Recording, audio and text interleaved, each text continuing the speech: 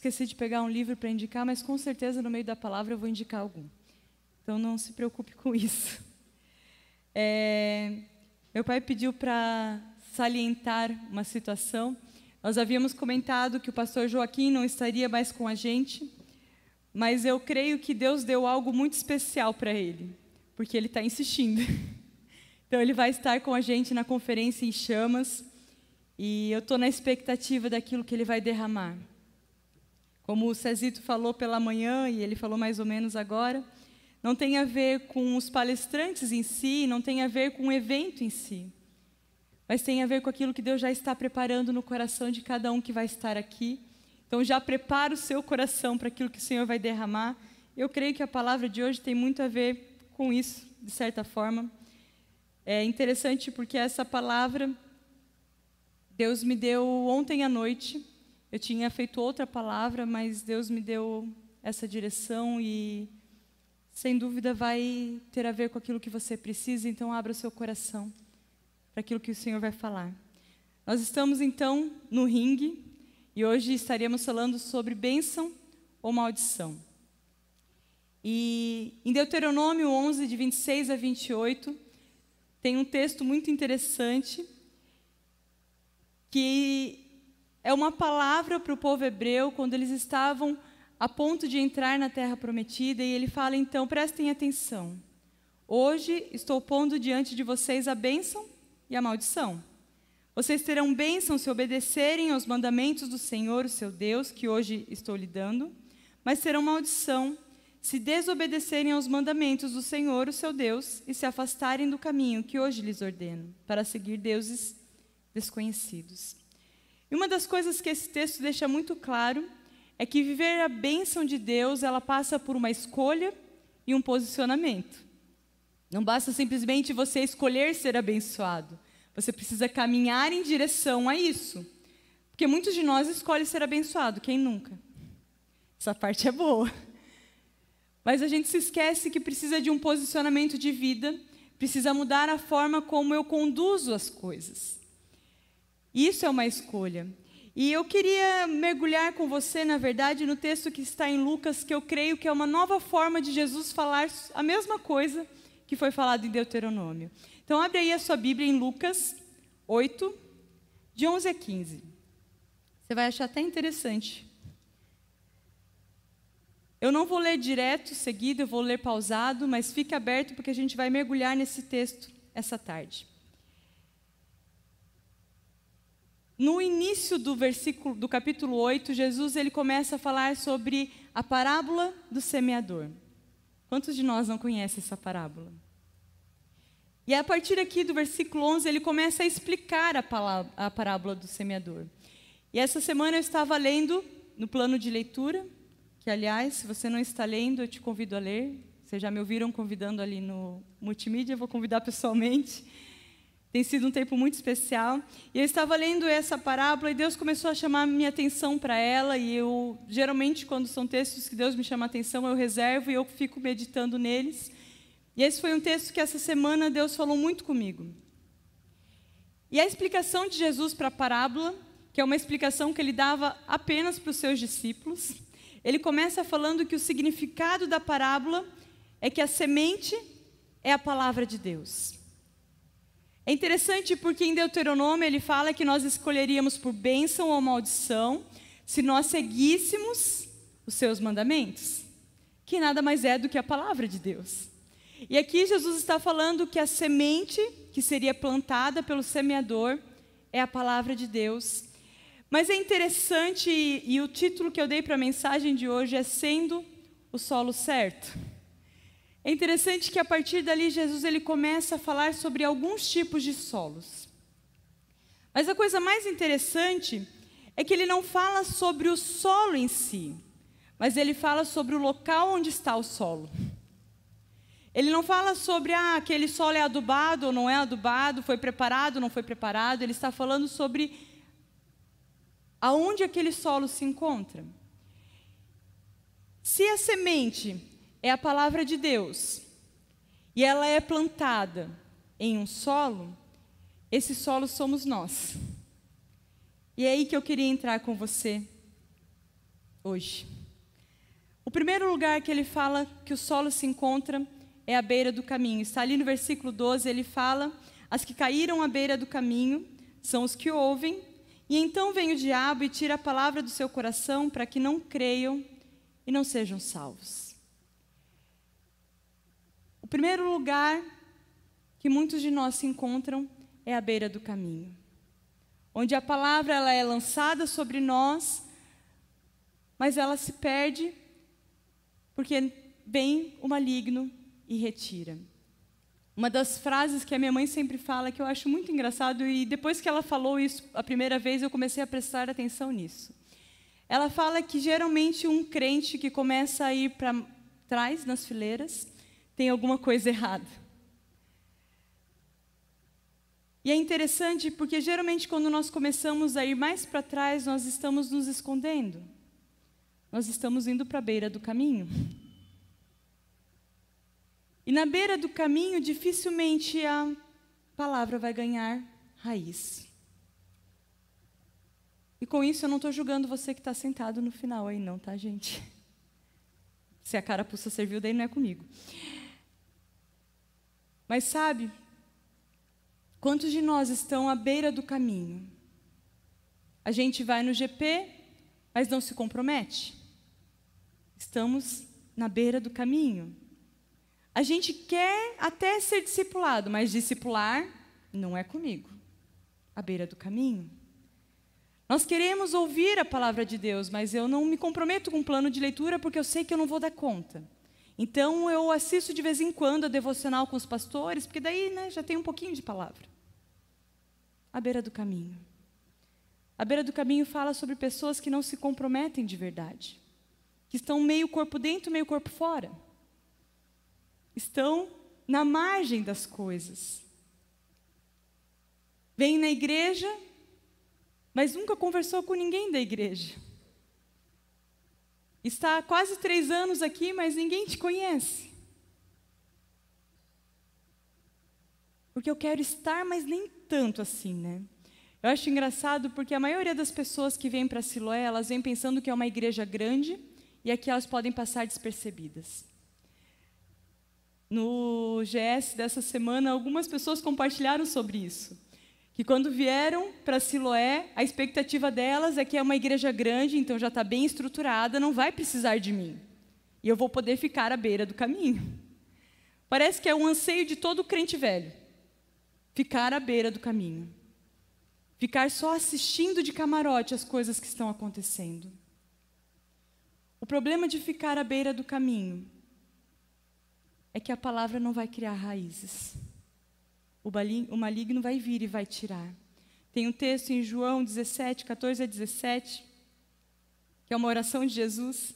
Ele fala: dei-lhes a tua palavra e o mundo os odiou, pois eles não são do mundo, como eu também não sou. Não rogo que os tire do mundo, mas que os proteja do maligno. Eles não são do mundo, como eu também não sou. Santifica-os na verdade. A tua palavra é a verdade. Todos nós corremos o risco de ter a palavra tirada de nós. Mas quando nós estamos bem enraizados, ele não consegue arrancar. Mas quando nós estamos o tempo todo nos movendo um pouquinho mais para fora, um pouquinho mais para fora, o risco de cair é muito alto. Eu falo por experiência própria. Eu lembro o tempo que eu estive em São Paulo e eu estava à caça de uma igreja para estar lá, mas naquele tempo eu queria estar à beira do caminho. Eu fui para aquela igreja pensando, bom, aqui eu não sou a filha do pastor, eu sou uma ovelhinha como qualquer outro, então eu posso só estar. Mas naquele processo eu entendi que o só estar estava me distanciando de Deus. E aí eu comecei a me envolver. Meu irmão, antes que o maligno tire tudo de você, sai da beira do caminho. Porque isso vai te matar. Isso vai te distanciar cada vez mais de Deus. Nesse lugar é quando parece que a palavra que você escuta no final de semana não faz efeito nenhum em você. Esse lugar é quando você vai no GP e você sai da mesma forma que você entrou. Você está à beira do caminho. Você precisa sair deste lugar. O segundo lugar que Jesus fala é aqueles que são pedras. É interessante isso. Ele fala que as que caíram sobre as pedras são os que recebem a palavra com alegria quando a ouvem, mas não têm raiz. Creem durante algum tempo, mas desistem na hora da provação. Não tem como criar raízes em um coração de pedra. Em Ezequiel, uma profecia do Senhor para a sua igreja, ele fala: darei a vocês um coração novo e porei um espírito novo em vocês. Tirarei de vocês o coração de pedra e lhes darei um coração de carne. Isso é algo que Deus faz em nós na nossa conversão. Ele tira aquele coração duro, aquele coração rígido, que não se abre para Deus, e Ele coloca em nós o coração de carne. Mas a impressão que eu tenho é que alguns irmãos estão transplantando de novo. Estão tirando o coração de carne, colocando de novo o coração de pedra. Estão endurecidos, enrijecidos. E parece que toda vez que você senta para conversar, você está dando com um murro em ponta de faca. Está sempre difícil, é tudo doído, é tudo duro, não dá, não quero, não faço, não gosto. E geralmente este lugar é o lugar onde o orgulho prevalece. Onde a pessoa está tão cheia de si, que não consegue se abrir para Deus. Um coração duro. É quando você acha que você é o gás da coca e o problema está em todo mundo, menos em você. Quem nunca passou por isso? Sabe aquele momento que você começa a culpar todo mundo ao seu redor? Eu acho muito engraçado porque existem pessoas que ficam passeando de GP em GP. E sempre a fala da pessoa que o problema é o apacentador, é o coordenador, é o discipulador, é as ovelhinhas que estavam lá, mas ela nunca pensou na possibilidade do problema ser ela. Ela já está no 6º GP passando pelo mesmo problema, mas o problema sempre é os outros. Coração duro. Não está pronto para Deus trabalhar. Está o tempo todo enrijecido. Está caindo o tempo todo no mesmo pecado, mas você nunca é o culpado. Coração duro. Meu irmão, você precisa amolecer. E eu não falo isso por causa de mim. Eu falo isso por causa de você. Porque com o coração duro, a palavra nunca vai criar raízes. E a hora que vier a aprovação, você vai tombar. Porque você não vai dar conta de segurar aquilo. Coração duro. É engraçado porque na tarde a sensação que eu tenho é que boa parte dele está assim. E a minha oração quase todos os dias é: Deus, quebra esse coração de pedra. Coração duro. Um povo orgulhoso, que não se abre para ser tratado por Deus. E com isso eu não estou dizendo que nunca passei por isso. Tem momentos que eu me acho também um gás da coca, e que Deus precisa me quebrar. O problema é que Ele realmente quebra. Você precisa amolecer seu coração. Você precisa estar aberto para aquilo que Deus quer fazer. Você precisa começar a ouvir os seus irmãos. Se 3 pessoas te falaram a mesma coisa, comece a pensar se não é você o problema. Você é um ser humano como qualquer outro e você vai errar. Se nunca te contaram isso, eu vou te contar agora. Você vai errar, você vai falhar. E se você não estiver aberto para pedir perdão, ou para receber perdão, a palavra nunca vai conseguir penetrar no seu coração. Você precisa abrir o seu coração. É engraçado porque as pessoas que geralmente estão nesse lugar, parece que elas estão cegas, surdas e mudas. Elas não enxergam nada além de um palmo. Estão querendo falar sobre o cisco que está no olho do irmão, enquanto tem uma trava enorme no seu olho. Não enxergam aquilo que está acontecendo na vida delas. E parece que ficam patinando por um tempão. Tanto tempo na minha vida eu patinei, porque eu não enxergava tudo aquilo que Deus queria tratar em mim. porque eu não estava aberta a perdoar, a pedir perdão, a sair da minha zona de conforto. Troca o coração de pedra pelo coração de carne. Ele prometeu que faria isso. Se você transplantou de novo, fala: Deus, tira de novo esse coração de pedra que não está dando certo. Eu quero que a tua palavra crie raízes em mim. Ele continua falando sobre aquela que caiu entre os espinhos. Está no versículo 14. Ele fala: as que caíram entre os espinhos são os que ouvem, mas ao seguirem seu caminho, são sufocados pelas preocupações, pelas riquezas e pelos prazeres dessa vida, e não amadurecem. Em Mateus 6, 33 e 34, Jesus fala: busquem, pois, em primeiro lugar o reino de Deus e a sua justiça, e todas as outras coisas serão acrescentadas. Portanto, não se preocupem com o amanhã, pois o amanhã trará as suas próprias preocupações. Basta cada dia o seu próprio mal. Quantos de nós não temos vivido Deus porque estamos preocupados demais com o amanhã? E a vida passa, as coisas acontecem e a gente fica para trás. A pior sensação é quando você vê que todos os seus amigos estão vivendo coisas incríveis em Deus e você ficou. Porque as preocupações da vida te consumiram. As situações que você está passando te tiraram o foco. Uma semente entre os espinhos. Começou a ser sufocado pelas coisas deste mundo. Ouviu a palavra, achou incrível demais, mas chegou segunda-feira. E na segunda-feira, a palavra foi embora. Não criou raízes, não amadureceu. Uma das coisas que eu tenho um ganho de prática é anotar a palavra. Porque Deus sempre fala comigo na palavra. E eu brinco que eu não posso emprestar as minhas anotações para ninguém, porque as minhas anotações têm a ver com aquilo que Deus está falando comigo. O Marco é legal porque ele marca e manda para todo mundo, e a dele serve para todo mundo, mas as minhas, meu irmão, deixa eu te contar. Até porque você não vai nem entender as coisas que estão ali. Mas porque eu tenho aprendido a marcar as coisas que Deus está falando comigo e que eu preciso mudar.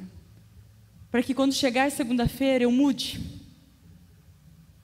Para que a palavra que foi plantada em mim não se perca no caminho. Uma das coisas que eu tenho um ganho prática no discipulado é de tudo aquilo que eu recebo de puxão de orelha. E, gente, eu sou discipulada pela pastora Nana, eu recebo muito puxão de orelha.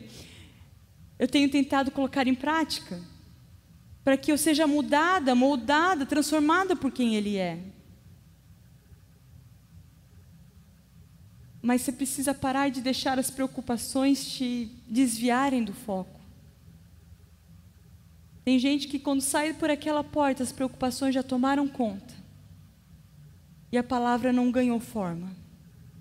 E aí chega domingo que vem, está com os mesmos problemas, as mesmas situações, as mesmas coisas que precisam ser tratadas. Teve um livro que eu li, que agora eu não me recordo qual que era, que ele fala que um bom discípulo é aquele que confessa o pecado apenas uma vez, porque na próxima ele já resolveu. Quantas vezes você está confessando o mesmo pecado, o mesmo problema, a mesma situação?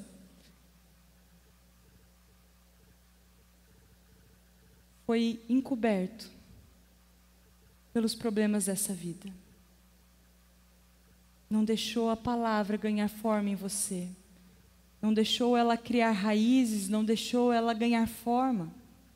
Porque as preocupações abafaram tudo aquilo que Deus quer fazer em você. E todos nós vamos passar por aflições. Jesus fala que no mundo nós teríamos aflições. Mas Ele diz: tem de bom ânimo, eu venci o mundo. Ele está falando que mesmo no meio das aflições, o nosso olhar precisa continuar focando em quem Ele é. Mas quando o nosso olhar começa a desfocar para as coisas que estão aqui, a gente vai se perder. Porque vai ter dia difícil, vai ter dia que teus filhos vão ficar doentes, vai ter dias que você vai ficar doente, vai ter dia que vai ter mais mês do que salário, vai ter várias situações que você vai passar pela vida. Mas o seu foco precisa permanecer em Deus. Porque se você se desfocar, a palavra não vai ganhar raiz.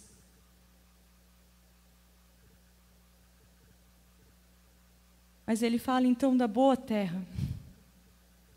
Ele fala que as que caíram em boa terra são as que com coração bom e generoso ouvem a palavra, a retêm e dão fruto com perseverança. Eu fiquei pensando muito nessa situação das que caíram na boa terra. E o texto que Deus me trouxe à memória está em Mateus 18:3, que ele fala: eu lhes asseguro, a não ser que vocês se convertam e se tornem como crianças, jamais entrarão no reino dos céus. Ser como criança é ter uma boa terra. Eu brinco com a Gabi, que ela hoje lidera o TIM, eu falo: olha, os TIMs são praticamente um quadro em branco, onde nós estamos escrevendo uma história neles. E é por isso que Jesus fala sobre voltarmos a ser como criança. É voltar a ser um quadro em branco, onde ele pode escrever tudo aquilo conforme o padrão dele, e não com as coisas que foram construídas nesse mundo. Em Provérbios 22:6, ele dá um bom conselho, ele fala: ensine a criança no caminho em que ela deve andar, e ainda quando ela for velha, não se desviará dele. Ensine a criança no caminho que deve andar. Eu entendo que esse conselho não é só para a minha criação da Maia, mas fala sobre nós, sobre ser lançada semente em boa terra.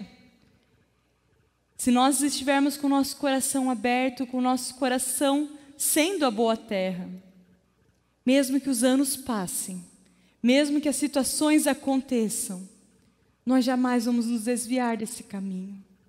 Mesmo que o mundo vá nos perseguir, vai nos levar para lugares terríveis, se o nosso coração for esse solo de boa terra, nós jamais vamos desviar dele. E como eu comecei falando, isso é uma decisão, é uma escolha. Ser esse solo é uma decisão de não estar à beira do caminho, é uma decisão de não ter um coração de pedra, é uma decisão de não deixar que os espinhos nos sufoquem, para ter uma vida abençoada nele. Escolher entre bênção e maldição não é escolher os benefícios que a bênção traz. Escolher entre bênção e maldição é escolher por um estilo de vida, onde a minha forma de viver é diferente, onde os meus passos são diferentes. Eu entendo que isso é o que nós chamamos de conversão. É quando a gente muda de rota. Quando nós paramos de ser conduzidos pelas coisas que estão ao nosso redor e começamos a ser conduzidos por Ele. É interessante que ele fala que a boa terra são aqueles que com um coração bom e generoso. Ser bom é uma das características do nosso Deus. Ele é completamente bom. E ele fala aqui que para você receber então a semente como um bom solo, você precisa ser bom. E é interessante porque não é simplesmente bom, mas ele fala sobre ser generoso. É engraçado porque ele está falando sobre plantar uma semente num solo para que ela gere fruto, certo? O que tem a ver eu ser generoso? Tudo aquilo que Deus faz em mim e em você, Ele não faz só para você. E por isso que você precisa ser generoso. Tudo aquilo que Deus quer plantar em você tem a ver com aquilo que Ele quer fazer em nós.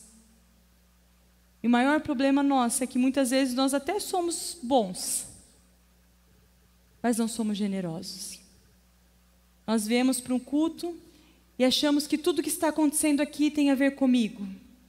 Tem a ver com o que Deus quer me falar, com o que Ele quer fazer em mim, porque eu não estou bem, eu estou passando por uma situação difícil, e o resto da igreja que se exploda. O que importa são os meus problemas. Um solo bom, ele não só é bom, como ele é generoso. Ele está o tempo todo disposto a servir. Ele é alguém que está mais preocupado com aquilo que ele vai derramar do que com aquilo que ele vai receber. Porque aquele que está doando é fiel e justo e sempre vai dar. Então você não se preocupa mais com as coisas que Ele vai dar. Você começa a se preocupar com aquilo que você vai derramar. Se Ele é fiel, eu também preciso ser. Um solo bom e generoso. Ouvem a palavra. Ouvem toda a palavra. Não só a parte que gosta, não só a parte que interessa, não só a parte que acha legal, não só da pessoa que você acha que tem autoridade para falar. Mas ouve toda a palavra. Eu sei que muitos de nós, eu falo de nós porque eu também tenho muito preconceito. Tem preconceito com mulheres pregando. Porque olha para isso e só homem tem autoridade. Eu sei que muitos de vocês também isso foi quebrado, glória a Deus. Em mim nem tudo. Se eu vou comprar um livro, eu compro sempre de homem. Dificilmente eu compro de mulher. Mas uma das coisas que Deus tem trabalhado no meu coração é que eu preciso ouvir toda a palavra. E Deus usa tantas pessoas para falar ao meu coração. O problema é quando o nosso filtro está fechado. Para o coração que é bom, para o olho que é bom, tudo é bom. Mas para o coração que é mau, tudo é mau. Nós precisamos começar a olhar com o olhar dele, a tirar os nossos filtros. Tantas vezes, uma palavra da Maia, numa brincadeira dela, ministrou meu coração. Uma criança que nem sabe muito. Mas quando o nosso olho é bom, quando o nosso coração está aberto para aquilo que Deus quer falar, não tem como sair coisas ruins disso. E uma das coisas mais engraçadas de Deus é que geralmente Ele usa as coisas loucas para confundir os sábios. Então deixa eu te contar uma coisa, geralmente Deus vai usar as coisas loucas para falar com você. E se o seu coração não estiver aberto, se o seu coração for o solo entre espinhos, for o coração duro, for aquele que está no beira do caminho, não vai criar raiz. E no fim das contas, o único que está perdendo é você. Porque não abriu o seu coração para que Deus falasse. E Ele diz que a pessoa ela não só ouve, mas ela retém a palavra. Tanto tempo eu frequentei a igreja. Eu ouvia a pregação, eu saía daqui e falava, nossa, que coisa incrível. E chegava segunda-feira, se alguém me perguntasse o que foi falado no domingo, eu nem lembrava. Até porque eu tenho perda de memória recente. Só que nem a Dori do Continue a Nadar. Na verdade, eu descobri que é mais memória seletiva do que perca de memória recente. O solo bom, ele retém a palavra. Guardei a palavra no meu coração para não pecar contra ti. Uma das coisas que eu tenho criado o hábito é de decorar a palavra de Deus. É decorar os versículos. Nos meus discipulados eu tenho cobrado isso das minhas discípulas, para que elas decorem o versículo da apostila. Isso eu aprendi com os meus pais. Estava contando para a Gabi, nessa semana no discipulado, que a maioria dos versículos que eu tinha decora até pouco tempo foram os que eu decorei nos cultinhos infantis de casa.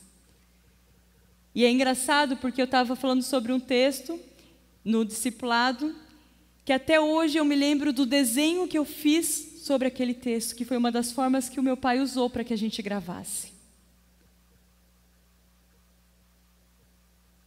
A gente precisa reter a palavra. Muitos de nós parece balde furado. A palavra vem, é derramada e passa reto. A palavra vem, é derramada e passa reto. Eu lembro uma vez na tarde, uma menina questionou a coordenadora dela, eu achei interessantíssima a resposta da coordenadora.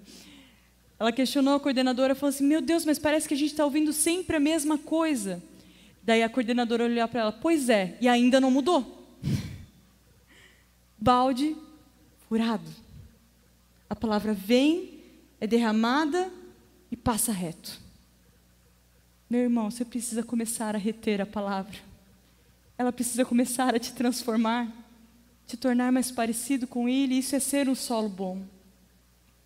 Reter a palavra e dar fruto. A árvore boa dá bom fruto. Tudo aquilo que a palavra transforma em você precisa gerar frutos. Porque se não gerar frutos, não transformou. Se isso não está explodindo para fora, não transformou.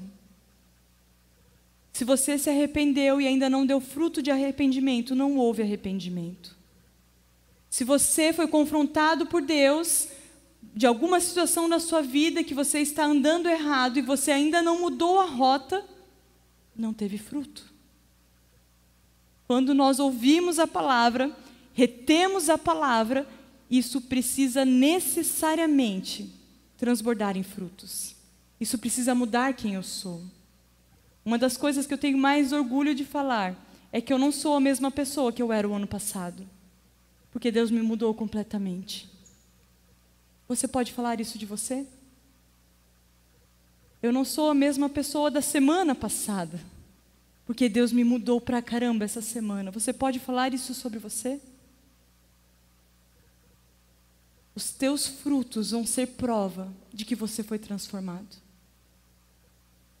É a prova de que você é um bom solo, que a palavra criou raiz, frutificou e derramou sobre outros. O mais interessante do fruto é que o fruto não faz diferença nenhuma para a árvore, mas faz diferença para os outros. A partir do fruto nascem novas árvores. A partir do fruto os animais são alimentados. O fruto não tem a ver com você, não é para o seu benefício. Ele é prova daquilo que você é em Deus, mas ele é para uso daqueles que estão ao redor de você. Frutos. E ele encerra então falando com perseverança. E eu entendo que essa é a maior dificuldade da nossa geração. Nós não somos perseverantes. Nós desistimos muito fácil. Uma pessoa que está há muito tempo no trabalho está há 2 anos. O que antigamente era aquela pessoa que se aposentava no mesmo trabalho. Nós não somos perseverantes. Eu estava conversando com uma menina que veio de Florianópolis, que a gente recebeu uma visita de alguns pastores e alguns irmãos de lá, nesse final de semana. E ela estava fazendo arquitetura e ela estava contando sobre o estágio dela. Eu compartilhei um pouquinho sobre a época que eu fiz estágio. Eu trabalhei 6 anos numa empresa. E eu comecei naquela empresa não ganhando nada. Foram 6 meses não recebendo nada. Depois de 6 meses, eu recebi R$150. Por mais 6 meses. E os 6 anos que eu fiquei lá, eu concluí com um salário de R$600. Mas sabe por que eu continuei lá? E eu tenho uma dívida eterna com o meu chefe. Porque tudo que eu sei sobre arquitetura eu aprendi com ele. Eu fiz a faculdade, eu fiz meus cursos, eu fiz tudo isso. Mas ele me ensinou toda a prática. Eu perseverei. E hoje tudo que eu tenho de conteúdo eu tenho porque eu fui perseverante. O problema da nossa geração é que a gente não sabe perseverar. O casamento não está me agradando, divórcio. O trabalho não é muito legal, saio do trabalho. Estava conversando esses dias com a Ana e ela estava falando sobre as discípulas e tal, e algumas situações dos GPs e tal. E ela estava falando que a impressão que dá hoje é que as pessoas não entenderam o porquê o trabalho se chama trabalho. Porque trabalho dá trabalho. Por isso que o nome é trabalho. E nós não somos perseverantes nisso. Quando as coisas começam a apertar, a gente desiste. Quando o GP começa a me confrontar, eu quero sair. Eu me lembro de uma frase que veio sobre um culto. Uma pessoa estava indignada porque ela não veio para a igreja para ser confrontada. Ela veio para cá para ser confortada, encorajada e tal. Não entendeu nada. Quantos saíram no meio do caminho porque não aprenderam a perseverar? Não entenderam que é nós que fazemos isso daqui. Não sou eu que faço a igreja. Nós somos a igreja. E nós precisamos ser perseverantes. Vão ter dias difíceis. A palavra de Deus fala sobre construir a casa sobre a rocha. Que mesmo que venham os ventos, mesmo que venham as tempestades, a casa não vai cair. Mas é interessante porque ele diz que vão vir ventos, vão vir tempestades, mas quando você está alicerçado da forma certa, não vai cair. E isso é uma decisão. Eu coloco diante de vocês hoje a bênção e a maldição. E precisa escolher por uma coisa ou outra. Vocês terão bênção se obedecerem aos mandamentos do Senhor, o seu Deus, que hoje estou lhe dando, mas terão maldição se desobedecerem aos mandamentos do Senhor. Eu não vejo isso como uma palavra de juízo. Eu vejo isso como um bom conselho de um bom pai, que sabe que se nós não seguirmos a sua palavra, a gente vai se dar mal. Se a palavra dele não criar forma em nós, se não criar raízes profundas, se não ganhar estrutura e gerar frutos, a gente vai atrair maldição sobre nós. Porque nós somos criados para sermos imagem e semelhança de quem ele é, parecidos com ele. E a palavra de Deus nada mais é do que o padrão daquilo que ele é e que nós precisamos nos tornar. Mas nós precisamos ser o solo certo para que a palavra, para que a semente seja plantada, crie raízes, cresça e gere frutos. Jesus fala que o reino de Deus é como um grão de mostarda, que quando plantado na terra, ele se torna a maior das hortaliças, e nos seus ramos, nos seus galhos, os pássaros vêm e fazem ninho. O reino de Deus é como uma semente que precisa encontrar o solo certo para que ele cresça e ganhe forma em nós. Nós precisamos ser esse solo. Eu quero encerrar esse tempo orando por nós. Queria te convidar a fechar seus olhos, baixar a sua cabeça. Eu queria te convidar a sondar o seu coração. Às vezes nós somos terríveis nisso, mas tem um Espírito Santo em nós que é muito bom nisso. Fala, Espírito Santo de Deus, sonda o meu coração. O Senhor me conhece mais do que eu mesmo. Vê se há em mim alguma coisa que não está certa. Vê em mim que solo que está sendo. Senhor, se o meu coração tem sido um coração de pedra, me dá um coração de carne. Eu quero ter um coração, um solo pronto para te receber. Se eu estou à beira do caminho, Senhor, me tira desse lugar. Me leva, Senhor, para o seu caminho. Me leva para aquele lugar onde a sua semente vai ganhar forma. Senhor, não permita que os espinhos sufoquem a sua palavra em mim. Eu quero me tornar parecido contigo. Senhor Jesus, essa tarde nós queremos pedir pela sua misericórdia. Senhor, o fato de estarmos aqui já mostra que nós queremos ser seus filhos, queremos viver tudo aquilo que o Senhor tem para nós. Mas, Senhor, tantas vezes as situações da nossa vida, as coisas que acontecem ao nosso redor, têm nos tirado desse lugar. Senhor, mostra-nos, Senhor, tudo aquilo que está nos impedindo de viver plenamente tudo aquilo que você tem. Mostra, Senhor, tudo aquilo que tem sido empecilho para que a tua semente ganhe raízes e ganhe forma em nós. Nós queremos escolher essa tarde sermos abençoados por Ti. Mas, Senhor, nos ajuda, Senhor, a seguir o caminho da forma certa. Nos ajuda, Senhor, a não atrapalhar aquilo que o Senhor quer fazer em nós. Nos faça, Senhor, esse bom solo, esse solo onde você pode ganhar forma e nos transformar por completo. Nos faz, Senhor, parecidos contigo. Em seu nome. Amém. Que o Senhor te abençoe que Ele te encha de coragem e de ousadia para viver plenamente o reino dEle. Que você seja esse solo onde Ele possa realmente criar raízes, te transformar por completo e te tornar cada dia mais parecido contigo.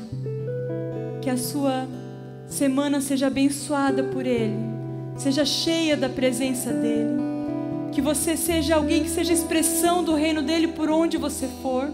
Que os seus frutos comecem a se tornar aparentes no seu trabalho, na sua casa. Que as pessoas olhem para você e vejam Jesus. Uma semana abençoada. Eu quero te convidar a não só sair deste lugar, mas abençoar a vida dos seus irmãos. Como eu falei, o solo bom é generoso. Comece a abençoar a vida dos seus irmãos e fala: Deus, abençoe a vida do meu irmão, que ele seja vitorioso nessa semana, que ele seja esse solo abençoado, esse solo onde você pode criar raízes, que os ouvidos dele sejam atentos àquilo que o Senhor vai fazer. Uma semana abençoada para você. Até mais.